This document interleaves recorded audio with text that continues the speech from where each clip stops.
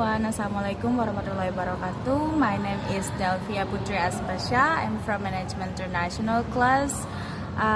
So today I'm going to show you about our midterm test performance management. So I want to tell you that today I'm in a good condition. Thank you so much for this opportunity that I can give or share my opinion about the questions that has given to me by Sir Adi. Thank you, Sir Adi.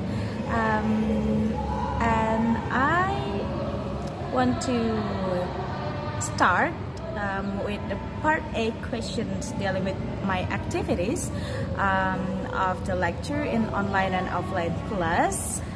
So do I attend the lecture of performance management fully, and what did I attend the lecture? How many times were I absent from the lecture, and why?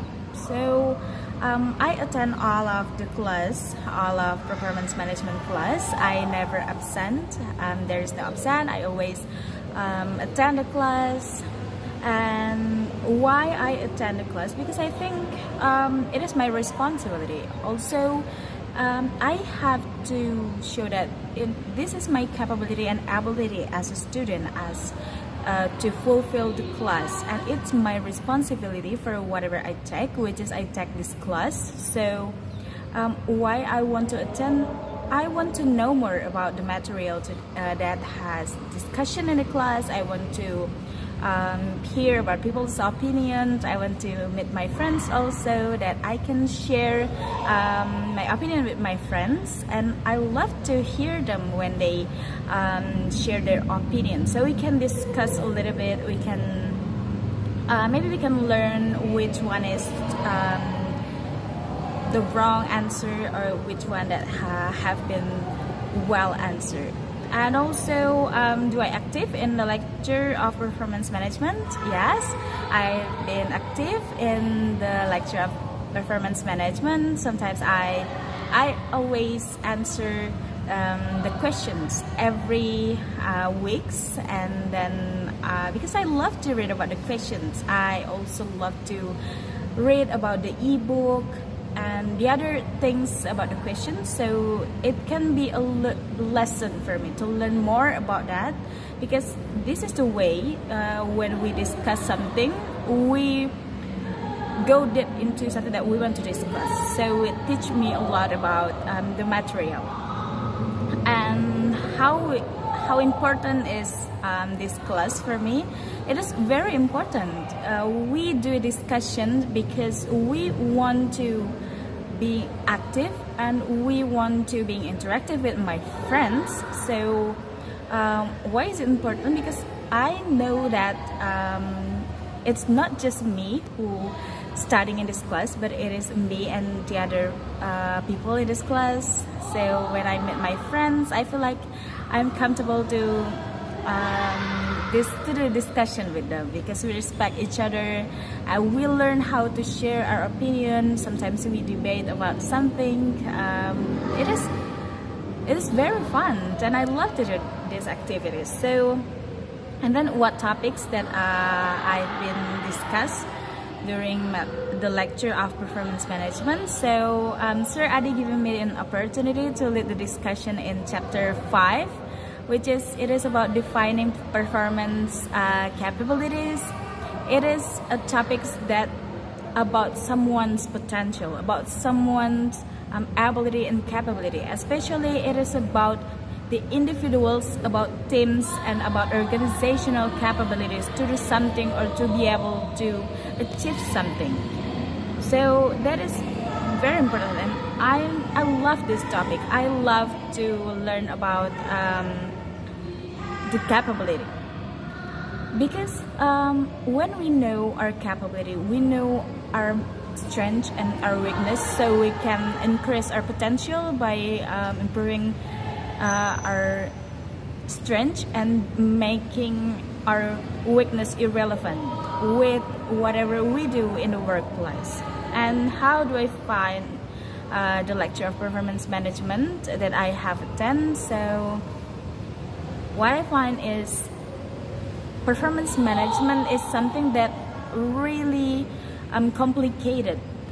It is not just as simple as I think. It is very complicated. So when I learn about this, I learn step by step. For the first, I learn about how to define the performance management, so I know about the definition, and then we go deep into how to make a plan when we work as a teamwork, or to be a manager, how I taking a big role in the society when I want to measure a performance management. So what I find is, at the end of the day, it is very useful that I would use this knowledge into a workplace. Okay, and then now we're going into the part B questions. It is dealing with study case. So there are two questions about this, and the first question is, what are the features of the system implemented at network solutions that correspond what the model described as ideal characteristic? Do we need additional information to evaluate whether they are part of the system at network solutions? So interestingly, the spotlight is on at the attributes of the ideal system that correspond thus mentioned in this chapter as ideal characteristics. So for example, strategic equivalence has been observed as an important feature, and strategically the companies seek to improve employee performance through skill level. So experience and assertiveness development most importantly emphasize employee goals, and these goals should align with your organization's goals. So the employee high cost for system, employees should know their contribution to the organization, because it became clear that the company could face the high cost for the system. However, the employability strategies are effective for both leadership team intends to bypass all 50 programs.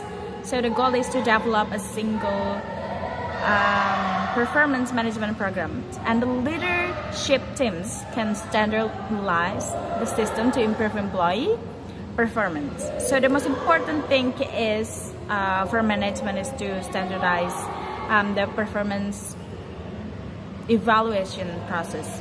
And another feature of the system is fairness. So as mentioned earlier, all employees are comfortable with that possibility, and bonus and promotions are offered accordingly. So the rating scales used by companies to assess the employee performance are widely accepted by all key stakeholders. Okay, and then the question number 2, it is about the study case. So based on the description of the SIP system at network solution, what do you anticipate will be some advantage, disadvantage, positive and negative outcomes resulting from the implementation of the system? So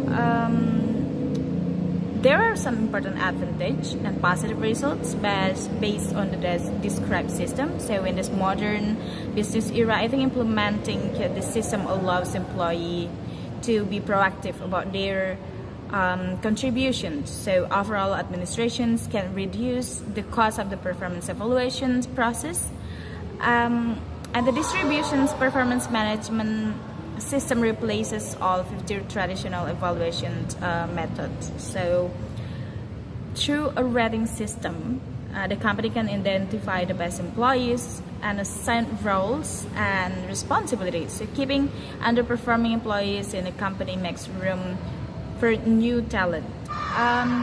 Yeah, it can be a new opportunities for someone out there with a new talent, with a new skill, with a fresh skill that they can serve to the company.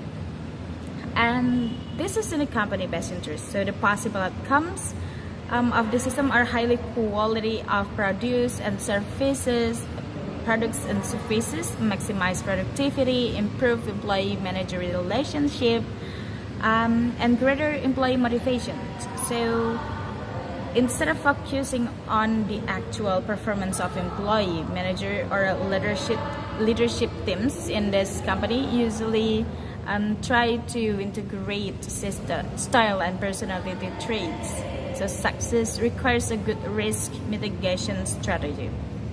And I think this rating system does not support employee to provide feedback on the performance inside. So the big drawback of this new system at this company is the one-way feedback.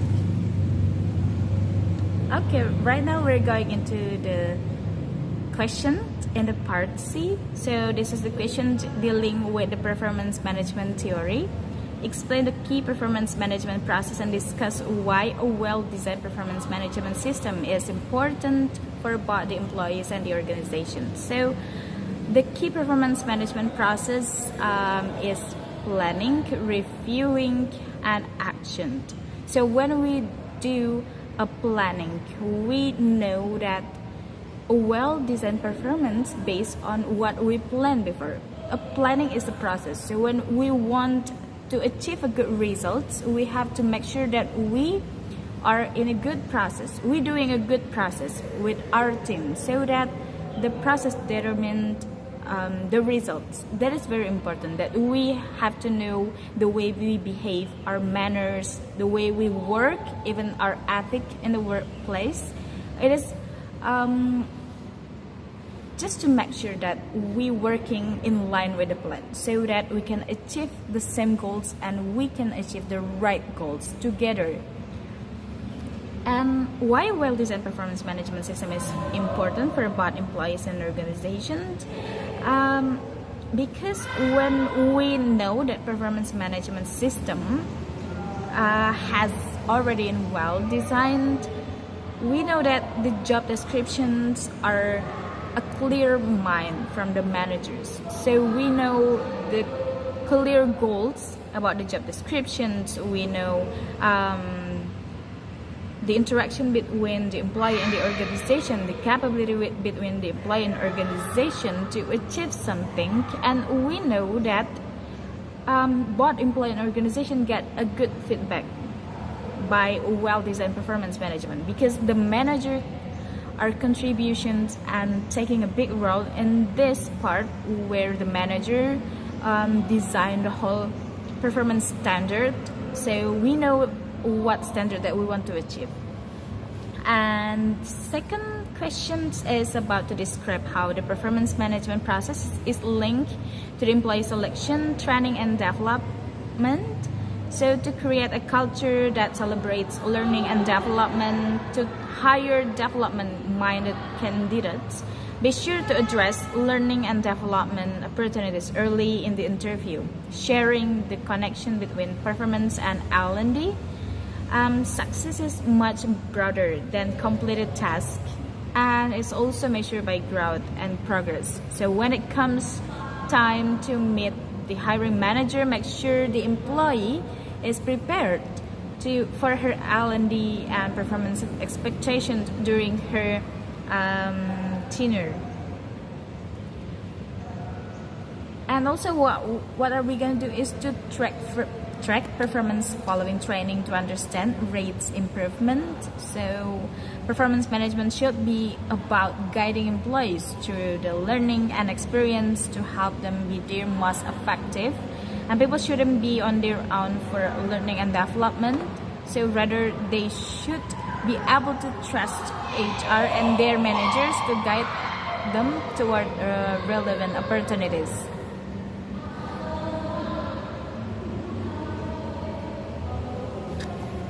Okay, now we're going into the third question. So what source could be used to evaluate the performance of people working in the following jobs?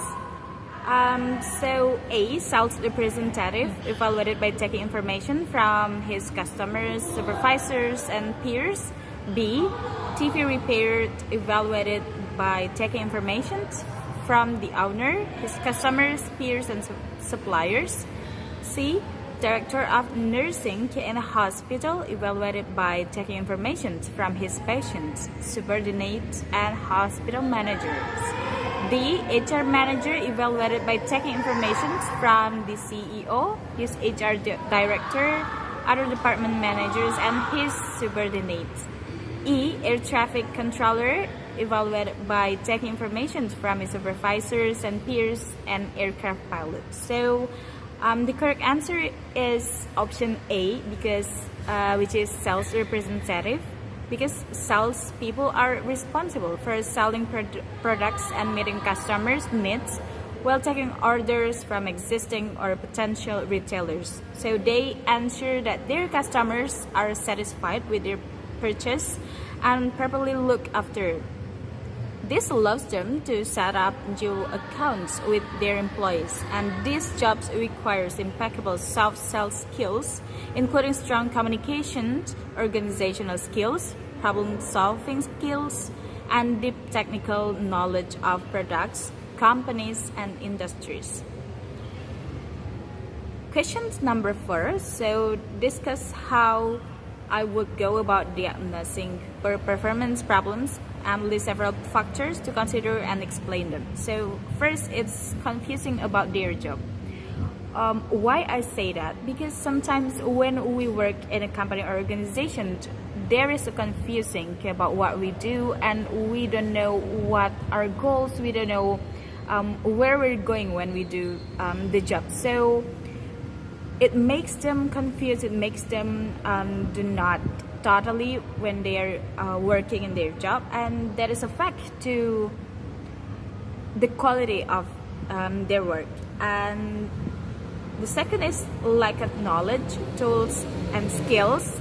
So we have to know that every workers are performed with their knowledge, tools, and skills. So when they do not have 3 of them, I think it's a fatal, and that is so wrong, because we have to know our capability and ability. We have to know about the skill, about what skill that we bring into this company, about the skill what we want to serve to the company, and our contribution to the company. So people would consider us when we have a skill, when we have a knowledge and tools, when we're measuring our part in a company.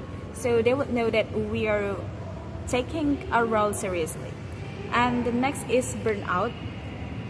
It is a very serious problem, because someone who experience burnout would feel tired, exhausting. They don't have a motivated to work in a workplace. They also feel like they are in a bad communication with everyone, because they have a work a lot, and the people who experience burnout would think that sometimes some of them are resigned because of this case. And I think as a manager, we have to take in concerns about this. We have to make sure that everyone are in a good condition, that everyone working very well. The next is to then get the recognition they deserve and reward. So when they work well, I think they deserve the recognition, they deserve the reward.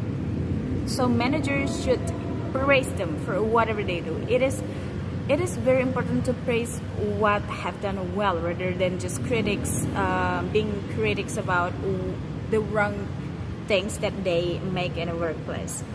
Next is personal issues. People have a personal issue. Sometimes they do not in a well conditions. Maybe it's not the best day to perform. So we have to consider about this, and do not motivate. This is what managers should taking a concern about this, because to make people stay motivated, it is very hard. And we have to know that people who are lack of motivation, they don't have a spirit, they don't have an energy to work in a workplace.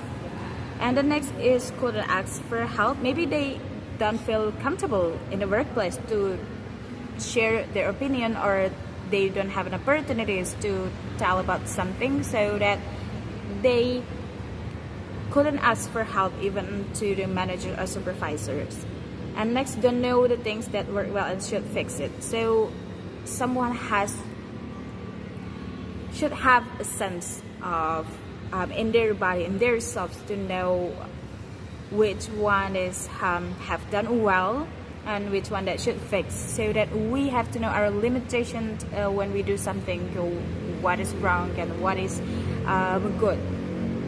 Okay, so for question number 5, it is about, there is a link from article, and the question is, how do I find the article in the link and how does the article benefit me? So I think what can I conclude is that this is the phenomenon of growing competition in organizations, and there is a need to respond about the changing system performance conditions and personal requirements. So has intensified the need to discover factors that influence employee productivity and performance. So suppose a company's internal structure is synchronically stagnant, and this is the case where employees' motivation and desire to refresh their skill and abilities are limited, because even if they do, they won't be adopted. They want to be adopted by the business. As a result, all stakeholders in a company should work together to develop goals that are appropriate for their organization in order to boost overall productivity. And the employee performance management is clearly a complex procedure with no one-size-fits-all solutions. So it fluctuates from one corporation to the next and is constantly involving shifting away from a bureaucratic, shuttered method of discreetly grading or classifying individuals to providing direct, consistent, transparent, and sincere feedback to employees is destined to be complex undertaking for so many executives. So the performance management renovations would not succeed in all organizations and would not be deemed the perfect solutions, because few managers in organizations work according to a clear and planned, but subjective and objective metrics must be implemented to meet precise standards in order to establish the best performance management strategy for the company. So the competition, when they compete as a workers in a workplace, I think it's about they showing their skill, their potential, the way they improve their weakness, the way they know to use their power, to use their skill, to use their knowledge, their mindset to be the best worker. And I think there is a part where they feel motivated to be the best that they can be. So what motivates me is that if we know about the competition in the workplace, we have to make sure that there is a healthy competition. Make sure that everyone should respect each other.